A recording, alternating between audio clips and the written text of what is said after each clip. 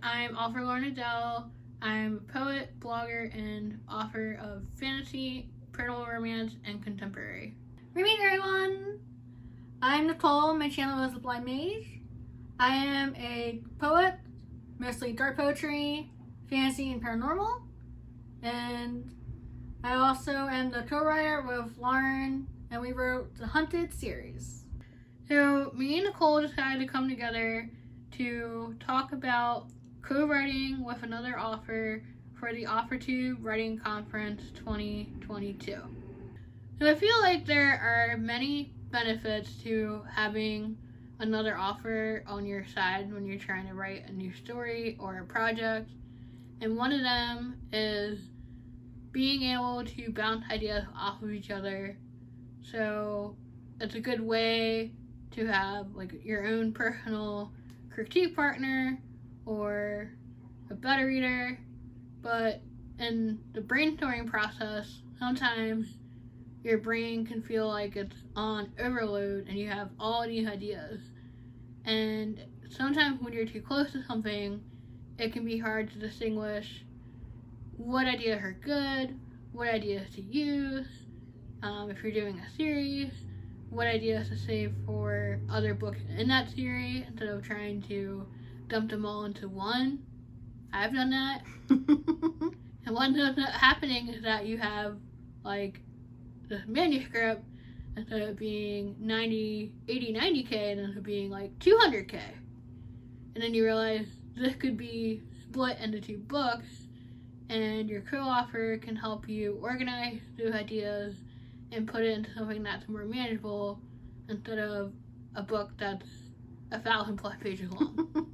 I think another benefit of having a co-writer is that you're bringing somebody into the project that has a different writing style than you. Even, and I've learned this with writing with Nicole, even if we're both writing fantasy, we both incorporate fantasy in a different way. Oh, yeah. She's laughing because my idea of writing a torture scene is still has some light at the end of the tunnel and some ray of hope. Nicole's way of writing a torture scene is dark, stabby, every horror movie you can think of for fantasy.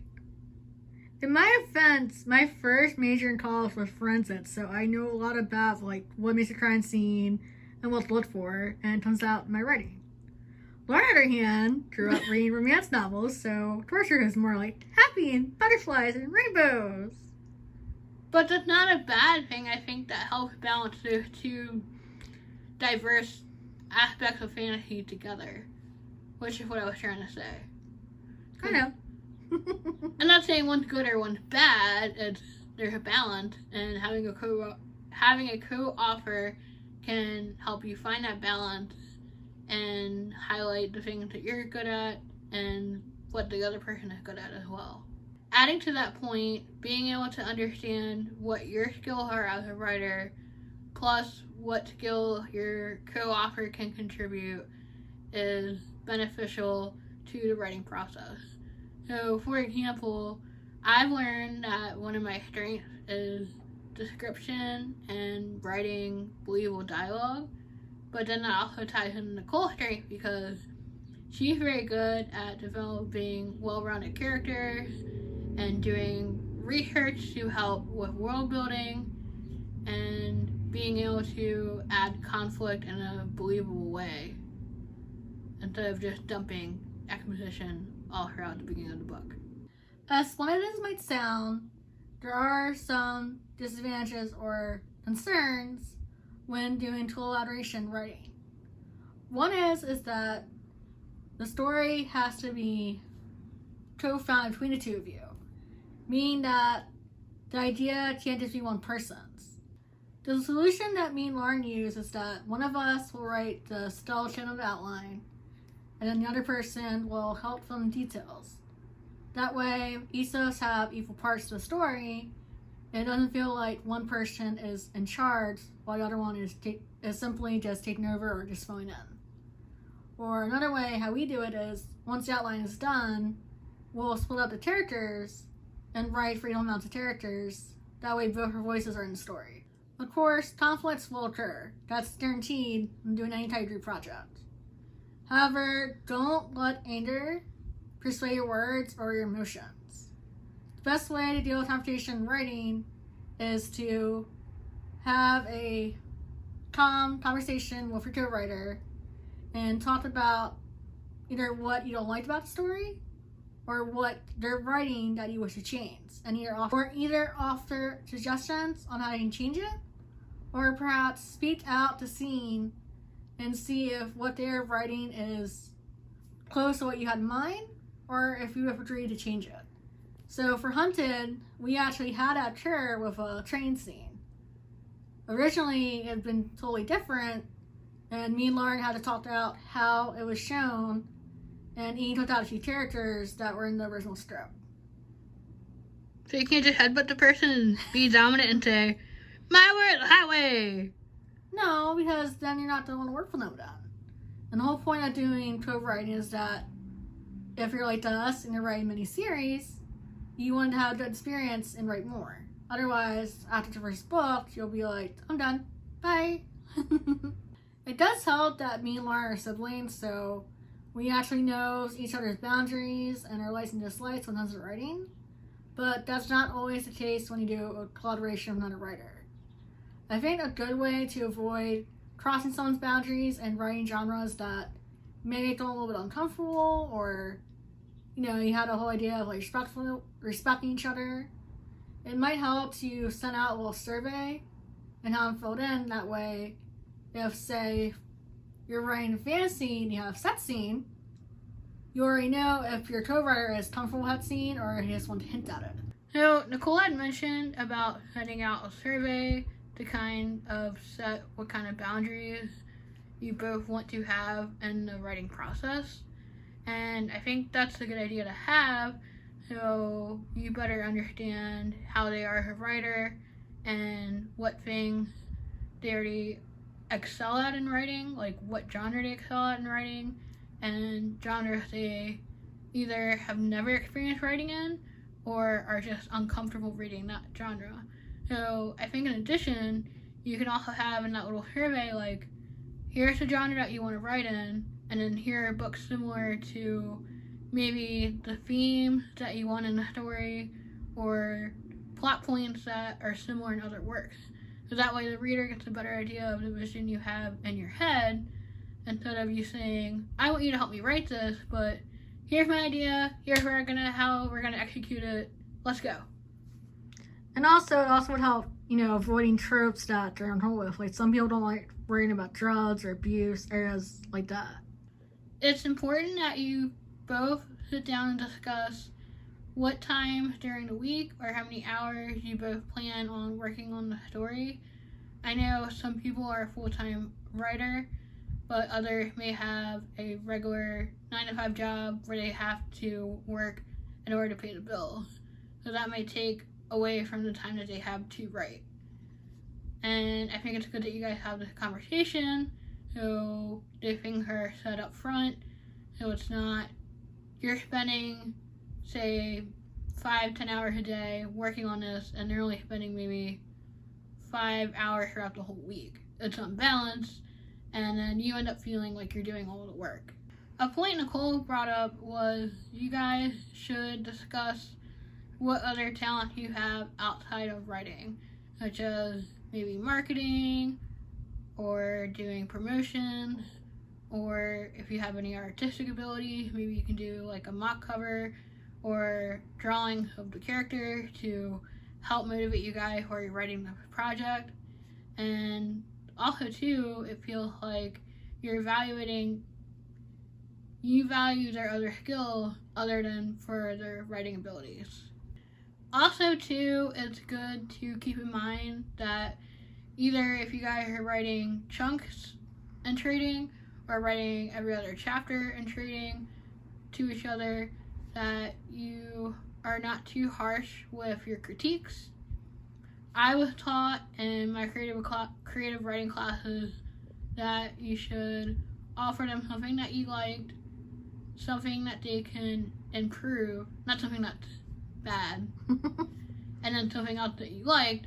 That way it's more positive notes with a positive critique and not just you saying, this is written poorly, I hate it all, you should go back to your cavern and not write it ever again. Yeah, and also be careful with your choice of words when you write critiques, because as writers, we all hold our works close to our heart, and you never want to hurt someone's feelings about their work. I figured it'd probably be helpful for you guys to have an example of what would be a good idea of collaboration or co-writing. So for me and Lauren, our idea of co-writing is that since I'm a planner and Lauren's a plotter, that I will write the skeletal outline of the story, along with a synopsis and some ideas for characters, and hand it to Lauren. So Lauren will help finish fleshing out the characters, and then together we'll go over the outline and plan out, now it's hard for Lauren sometimes, how we want the story to go. But then even though it's all planned out, a lot of times, sometimes we'll, go off the path and just write what's in our head. And it also helps that we'll have deadlines set for when a book should be done or when it should be ready for edits. And then we'll also take turns when it comes to critiquing it. For example, since Lauren's better at grammar than I am, she'll read the book first and look for any typos or errors in tense or grammar, and then she'll hand it to me, and I'll do one quick read through to check if any of the writing is muddled or not cleared, and then I'll do a second read through to make sure all the voices of the character are correct. Before I get to Lauren more time, we'll go over it again before we send off to our editor. And this seems to work really well for us. We have book 2 sent off, and we're almost done book 3. And we also have another series started that's novellas almost done. So, like I said, this works for us, but I know there's other ways that collaboration will work for other people, like doing chapters, or having more organized, every week planned out for writing. So it really comes down to what works best for you and your co-writer. Another reason people like doing collaborations is not just to help you flesh out your ideas or help get a novel or novella finished, but also for a boost in confidence. I'm sure a lot of writers have dealt with negativity or verbal abuse about their writing, and they feel nonchalant or they feel like a failure, and they're discouraged to either pick up a pen or go to the keyboard again to write. And with a co-writer, sometimes they'll help you get out of that funk by encouraging your strength as a writer, or just offering words of encouragement or distractions to help you get out of funk you're in and start writing again. So really, you're saying that it's a good way to combat imposter syndrome because you have your own personal cheerleader. And then another thing is that some people as writers will have a reward system. So say yay, I got my rough draft done, I get a reward. Or I have the novel finished, I get a reward. And for me, that's my idea, is that you only do the big milestones. Where your co-writer, aka Lauren, likes to celebrate the little milestones. And sometimes you need that if you're not feeling very positive about your writing. Give an example! So, for example, we got our second draft sent off to Morden. He was awesome. So that would be a celebration for me. But Lauren wants to celebrate the fact that we got our character creations done for Sam Walker. Yeah, because another piece that you finished. Right, but to me it just seems like they're on different scales, and you it's all the same. Character rewards would be either buying a new book or a new book of poetry, going out to your favorite tea shop, or getting chocolate, or in Lauren's case, Starbucks! You do things that make you happy. I'm not ashamed of that at all.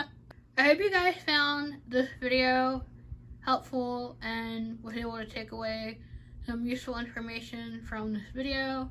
I apologize in advance for the shenanigans. I blame Nicole. Liar!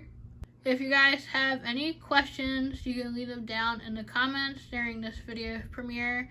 And if you have any additional questions that we didn't have time to answer, you can leave them as a comment after the video has been posted. I hope you guys enjoy the rest of the conference, and as always, find a way to be creative today.